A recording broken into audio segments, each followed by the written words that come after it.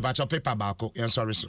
ene na me the Daily Graphic na ema won wo share anim ha ense sabahodo no aye miensa Bako ya 5 billion Ghana cedis ha enipa bi atua ena mo bribe so e dia ma aban mo adwumayefo 7 e dia ba ena parliament so a $750 million ye loan agreement a wo mo dia tum se be na bebo aban na ase ne kutupa na watumi aye mpuntuma wo krowe mu no eno so ho asameda ha na sabeye na galamsey anase fo agudie ye betu no kwan paso na enkosai ye nsase enkosai ye suwa no Samuel Abudina Pomfoni edaha Minister of Lands and Natural Resources na wachese eneno excavators ahodo a ebekọ ye bushes no ene ye mining sector areas akoto fo agudie no wo mo the trackers ebeshemu ya wo mo ebe control from the control room honomo chese enwasam edaha say na wase excavator bia okita mining concession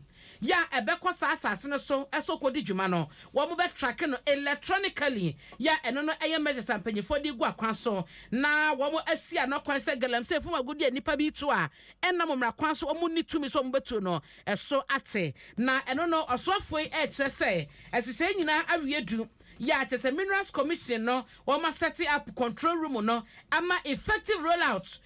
ya initiative womo dia ba mo be track no eno so so mo chese ebe kosom enti bosumi ahodo edi anim ya no ye bete ho asem gidigidi pa enra mid the press dwumadi ekosom ana Samuel Abudina po ede sansem we atudwa eba no bribe tuane de ye ka ho asem ama ye wie ye ye bekomu ye bekoso di mu nkomo ye koye nim no na parliament so approve omo dia ma $750 million de bebo aban yi na ne hihye ye eba no akwan railways apomoden ene ye de opeso onye sika de ye no wo bote se we ebekusin aban no ama sika no ne saka na watumi ede abo ama mining punto nyuma nyina no akoso asempa Daily Graphic mu no Abrabo ku asem drink am me da se bebre why play the wabo shots in the next and I will fill to nana wo kono me da se eno so aka eno so aka na ansa na me kon me pacho ma me wish me nua baby a happy birthday na why kakra me ba o say also when you anaya dabi anya kachiri kachiri the social kokko me go ta kachiri di pa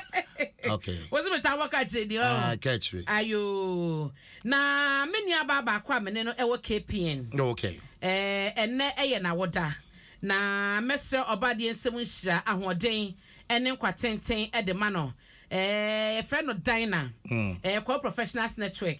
ono ena eye secretary ede ma eku no wow ye kase nyankopon ehia na onye no kese na nakoma so ade na ni so ade hunu no bade ema no emremu ema no enti odo me do bebre wate wa wonim dada secretary edema KPN obodwuma oye cute so kama ne ho fe nyamishaw no onye okese ba ayi here you ready Baka mu nyina wai ya me da se abra poku ahwene ya me da se na poso da poso ya fa se da master assurance solid